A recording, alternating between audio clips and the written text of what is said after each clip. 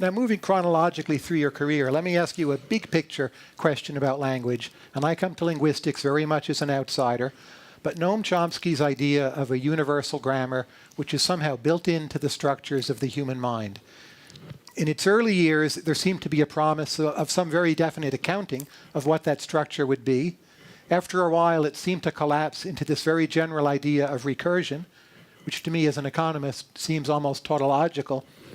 And if I came away from this debate, and then I read people writing in popular science today, language is a number of different capacities brought together. They're independent and just combined with our ability to divine meaning from others.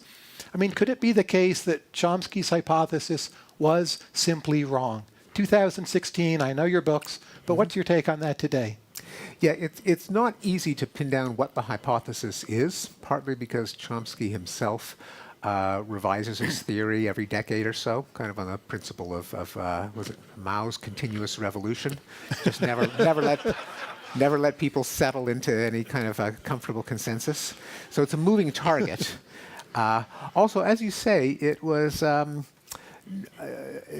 neither kind of specified in a precise way nor field tested against a say a data set of language variation.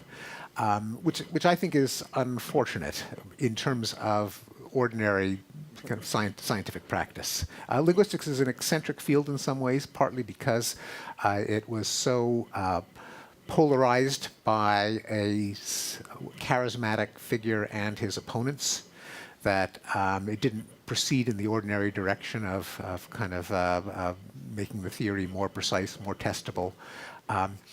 So with that caveat in mind, I think there is such a thing as, you could call it universal grammar. I think that in the following sense, that the child is biased to analyze the speech that he or she hears in particular ways. It does not simply record sentences verbatim. I mean, that's the memory half of the language system, but the algorithmic or computational or rule-governed half looks for, tries to pull out combinatorial rules from the speech stream, that there are certain kinds of rules and elements that the child is keyed to look for, and that that set of abilities would be what I would call, if I use the term, universal grammar.